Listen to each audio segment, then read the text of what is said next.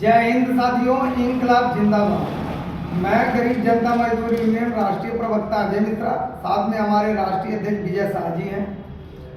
हम यूपी से बिलोंग करते हैं, विजय शाह जी बिहार से बिलोंग करते हैं।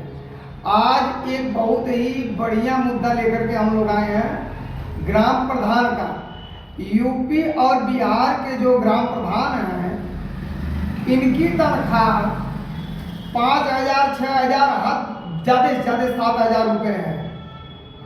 तो 5 साल के अंदर इन प्रधान के पास में स्कॉर्पियो हो जाता है, मोटरसाइकिल हो जाती है, गाड़ी घोड़ा हो जाता है और यह सब सुविधा से युक्त हो जाते हैं और इनको कोई कमी नहीं रहती है।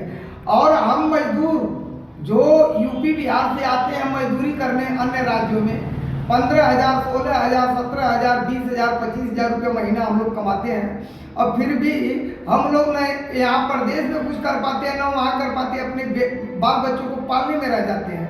तो आखिर में ग्राम प्रधान के पास में यह धन आता कहाँ से है? माननीय नेताजी बताइएगा। जय हिंद, जय भारत, जय श्री राम, सत श्री अकाल, आदाब, सलाम। मैं विजय शाह, गरीब जनता मजदूर यूनियन के राष्ट्रीय अध्यक्ष।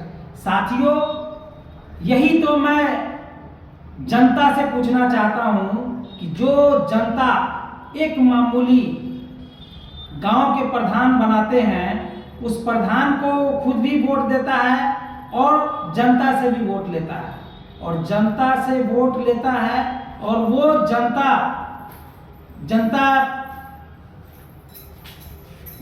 जो है वो वोट लेता है, और जनता से वोट लेने के बाद जनता गरीब के गरीब रह जाती है। और एक मुखिया जो 1,000, 2,000, 2,500 वोट लेकर के वो जनता के मुखिया बन जाता है, जो कि वो लगभग 5 साल के अंदर में करोड़पति बन जाता है। करोड़पति ऐसे बन जाता है कि 5,000 उसको सरकार देती है तनख्वाह, और वो 5 साल में 1 करोड़ का मालिक बन जाता है। अब 1 करोड़ का मालिक बनता है तो वो कौन सा भाई काम करता है जिसे 1 करोड़ का मालिक बन जाता है? और जो मजदूर, वही मजदूर दिल्ली, मुंबई, कलकत्ता, मद्रास, गुजरात, हिमाचल, हरियाणा जब जाता है कमाने के लिए, वो बाहर में 20 से 25,000 रुपया महीना कमाता है। वो मजदूर फिर मजदूरी करके और बिहार, यूपी में जाता है, और वहाँ उसको जाता है और वहाँ घर परिवार के बीच में पैसा खर्चा करता है, और फिर आने के लिए उसको बस ट्रेन का भाड़ा नहीं होता है। तो मैं वैसे लोगों को कहना चाहता हूँ कि मुखिया जी आज अमीर बन गए और वही जनता जो वोट देती है उसके पास बस का, ट्रेन का भाड़ा नहीं होता है, और वो दर दर के ठोकरे खाती है। तो उस पर सवाल यूपी सरकार से भी है और बिहार सरकार से भी है कि नीतीश कुमार जी, आपके ही बनाए हुए मुखिया और सरपंच समिति, विधायक, MP खरबोपति, करोड़पति हो जाते हैं, और वही जनता जो वोट दे के आप लोगों को चुन कर भेजती है, वो कंगाल के कंगाल रह जाती है। इसमें सबसे बड़ी बात यह है नेताजी कि जो है सिस्टम बना है और इस सिस्टम में लूटखोरी हो रही है। सीधे यह दर्शा रहा है, यह आंकड़ा दर्शा रहा।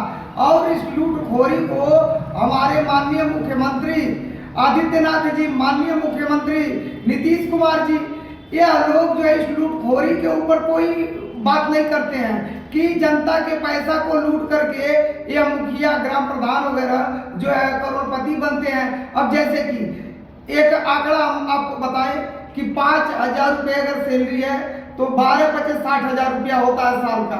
अगर 7,000 सैलरी है, 12 × 60, 12 × 72, 12 × 84,000 रुपया होता है।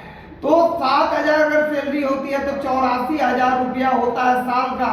तो 8 × 40, 4 लाख कुछ हजार रुपये इनका जो 5 साल में होता है, और इसी में 1 करोड़ों रुपए की संपत्ति अर्जित कर लेते हैं, जबकि इनका मानदेय जो देती है सरकार, इससे इतना ही होता है। लेकिन ये करोड़ों की संपत्ति कहाँ से आती है? माननीय मुख्यमंत्री साहबान से निवेदन करिए कि इसकी जांच करें, और जांच करके जो है इन लोगों की संपत्ति को गरीबों में आवंटित किया। सबसे पहले मुखिया जी का जांच होना चाहिए, दूसरे नंबर पर विधायक जी का जांच होना चाहिए, तीसरे नंबर पर सांसद का जांच होना चाहिए।